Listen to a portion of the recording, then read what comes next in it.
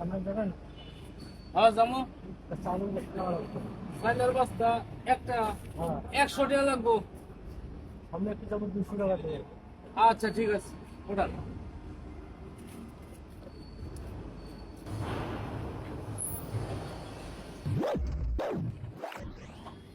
ভাই চালের বস্তাটা একটু দোকানে দিয়েছেন। এই দোকানে দেশের অবস্থা ভালো না তো। চালের বস্তাটা দোকানে দিয়েছে। আচ্ছা আপনি বসেন বসেন। এখন আপনি আসেন।